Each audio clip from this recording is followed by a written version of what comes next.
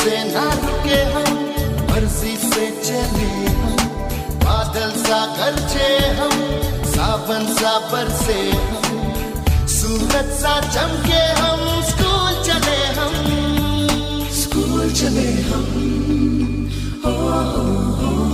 से ना रुके। નમસ્કાર વિદ્યાર્થી મિત્રો, હું પિયુષ દવે શ્રી સનફ્લાવર વિદ્યાલય ખોડેલિયાદમાં તમારું હાર્દિક સ્વાગત કરું છું. ધોરણ 9માં આની પહેલાંના લેક્ચરમાં આપણે વિદ્યાર્થી મિત્રો સિમ્પલ પ્રેઝન્ટ ટેન્સ વિશે ભણી ગયા છીએ. આજે આપણે ધોરણ 9માં જે આગળનો ટેન્સ આવે છે કે જેને આપણે સિમ્પલ પાસ્ટ ટેન્સ તરીકે ઓળખીએ છીએ એના વિશે આપણે આજે ચર્ચા કરવાની છે.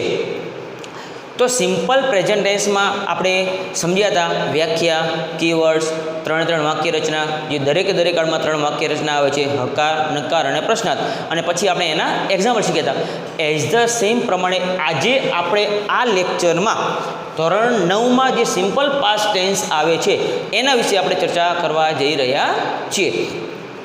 તો દરેક કાળની મુજબ આપણે સૌથી પહેલાં વિદ્યાર્થી મિત્રો સમજવાની વસ્તુ એ છે કે સાદા ભૂતકાળમાં કયા પ્રકારની ક્રિયાઓ આવે છે, અથવા એક્ઝામમાં આપણને પૂછાય તો આપણને ખબર કઈ રીતે પડે વાક્ય કયા કાળનું છે. તો એના માટે આપણા માટે જાણવું જરૂરી એ છે કે સાદા વર્તમાન કાળમાં કયા પ્રકારની ક્રિયાઓ આવે છે, તો કેવા પ્રકારની ક્રિયાઓને આપણે સાદા વર્તમાન કાળમાં આવે એ ઓળખી શકીએ.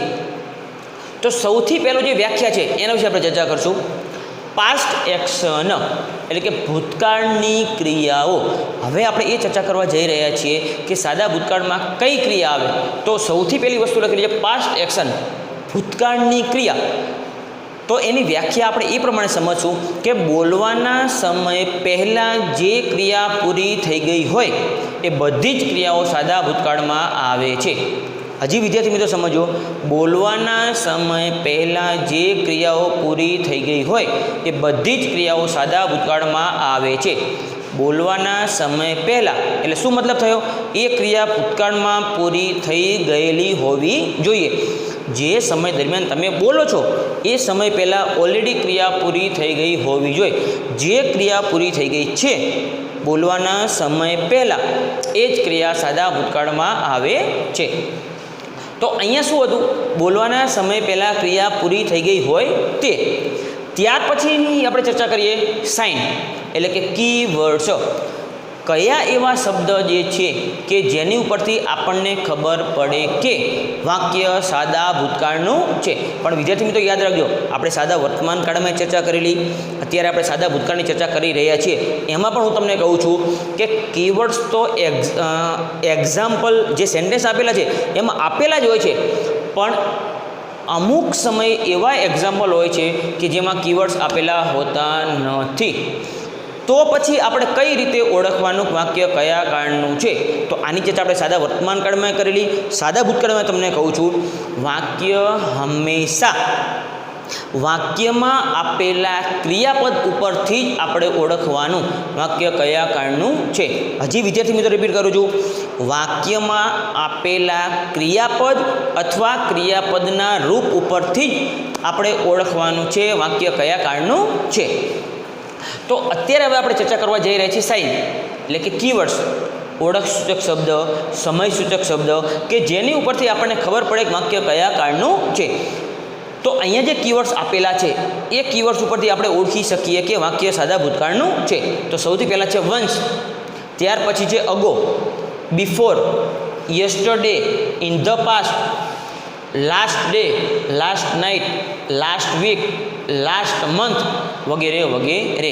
તો આ જે કીવર્ડ છે એની ઉપરથી આપણે ઓળખી શકીએ વાક્ય સાદા ભૂતકાળનું છે. સૌથી પહેલાં વન્સ એટલે એકવાર. તમે આ શબ્દ ક્યારે યુઝ કરો? ભૂતકાળમાં કોઈ ઘટના ઘટી ગઈ હોય ત્યારે. અગો અને બિફોર બેનો મિક્સ થોડો સરખો થાય. અગો એટલે પહેલાં, બિફોર એટલે પહેલાં. થોડા સમય પહેલાં અમે અહીંયા ફરવા ગયા હતા. તો ક્યારે ફરવા ગયા હતા? ઘટના ક્યારે ઘટી? થોડા સમય પહેલાં. યસ્ટરડે એટલે કે ગઈકાલે અમે મ્યુઝિયમની મુલાકાત લીધી હતી. તો મુલાકાત ક્યારે લીધી હતી? યસ્ટરડે, ગઈકાલે. ક્રિયા ઓલરેડી પૂરી થઈ ગઈ છે. ત્યાર પછી છે ઇન ધ પાસ્ટ એટલે કે ભૂતકાળમાં. હું નાનો હતો ત્યારે દર વેકેશનમાં મામાના ઘરે જતો હતો. તો ક્યારે યુઝ થાય? In the past. ક્યારે તમે મુલાકાત લેતા હતા મામાના ઘરની? ભૂતકાળમાં.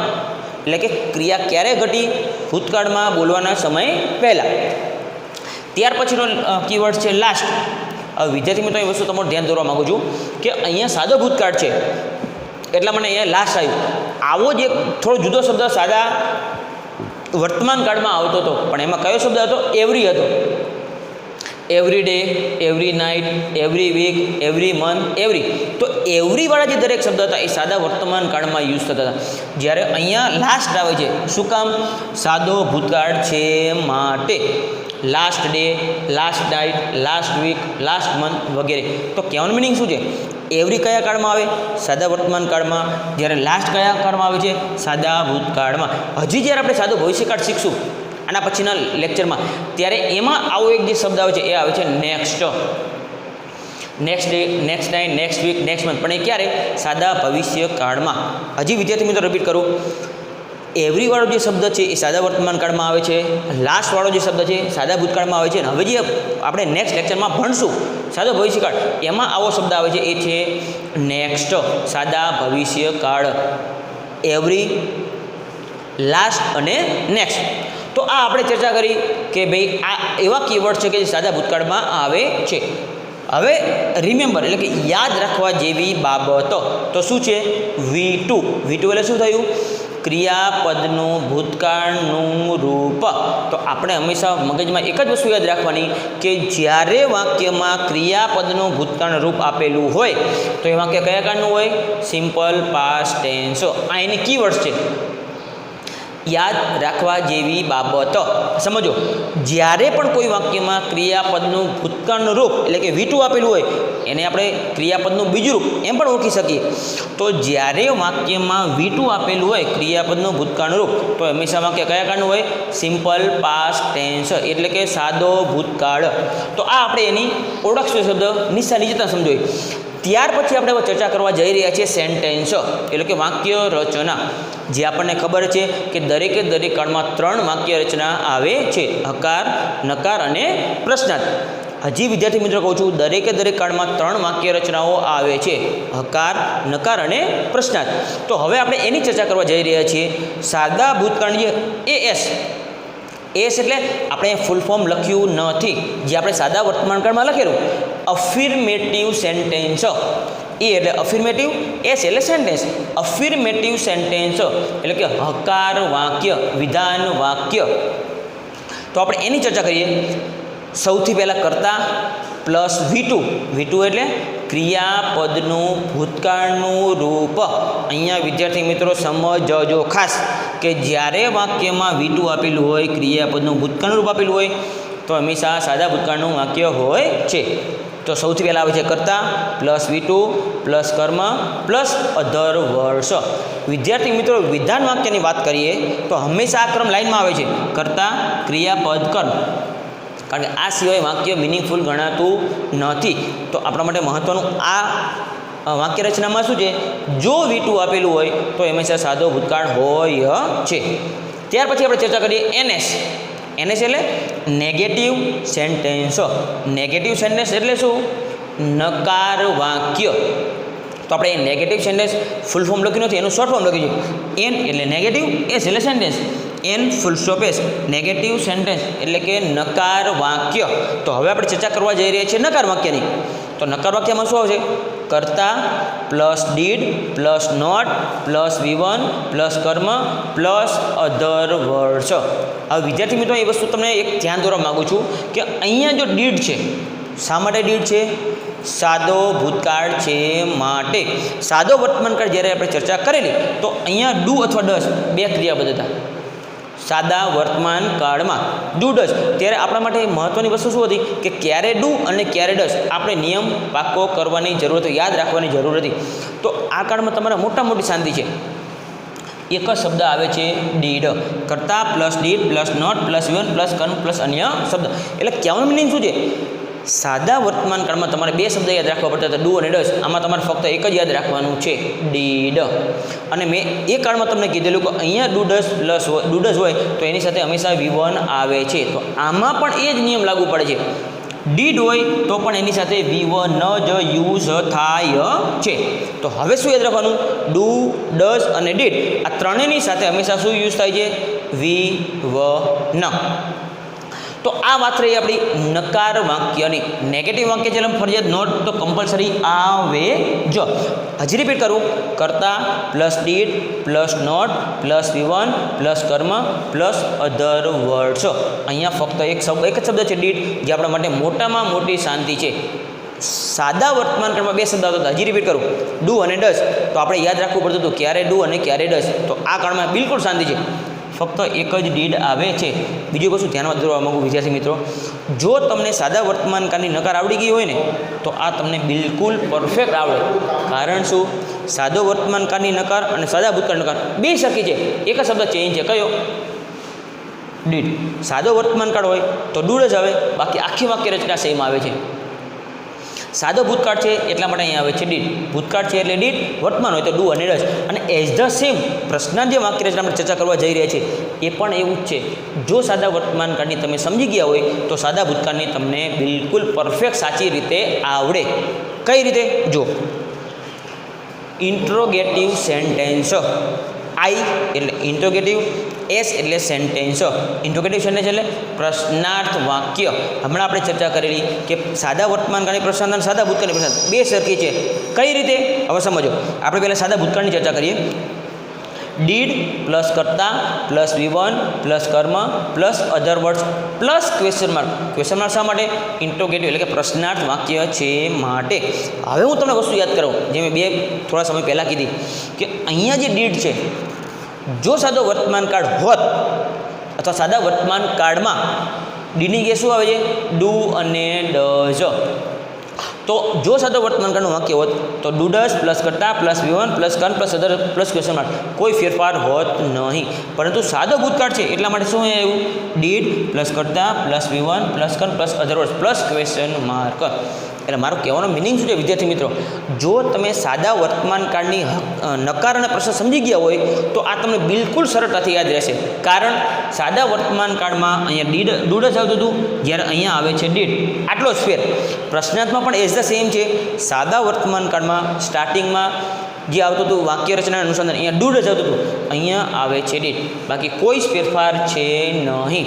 હજી વિદ્યાર્થી મિત્રો યાદ કરાવું, ડુ ડઝ સાથે V1 આવતું હતું, એઝ ધ સેમ ડીડ સાથે પણ V1 જ આવે છે. એટલે યાદ શું રાખવાનું? ડુ ડઝ ડીડ ત્રણેયની સાથે ફરજિયાત શું આવે છે?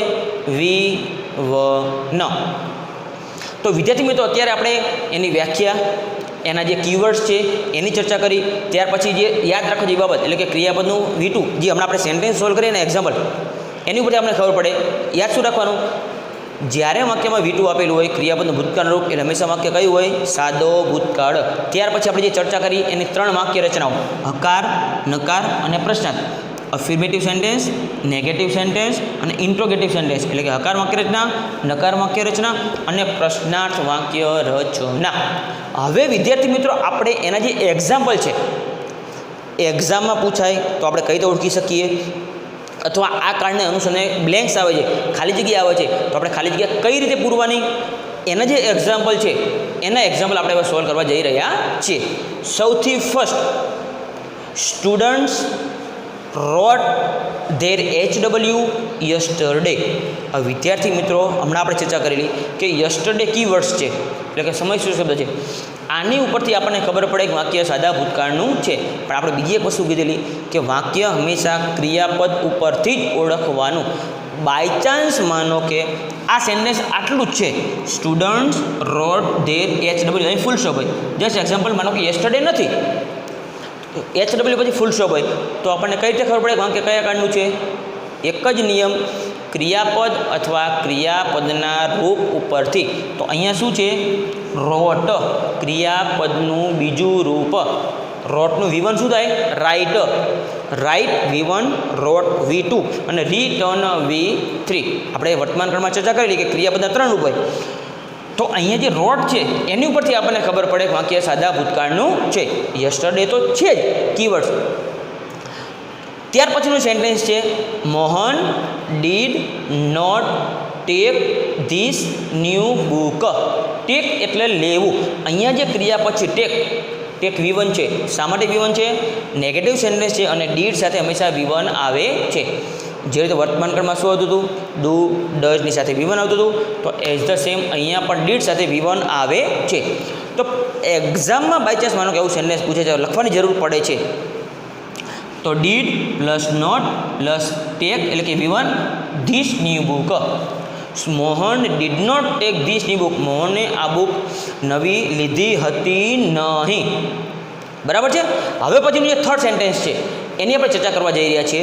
હવે અહીંયા જે નોટ હતું એ નકાર વાક્ય હતું માટે. હવે જો અહીંયા વાક્યની શરૂઆતમાં ડીડ આવે છે, તો વાક્યની શરૂઆતમાં ડીડ ક્યારે આવે? જ્યારે પ્રશ્નાર્થ વાક્ય હોય તો જ. અને છેલ્લે શું છે? Interrogation mark. પ્રશ્નાર્થ વાક્ય છે એટલે પ્રશ્નાર્થ ચિહ્ન ક્વેશ્ચન માર્ક આવે છે. જોઈએ, did she buy new books last month.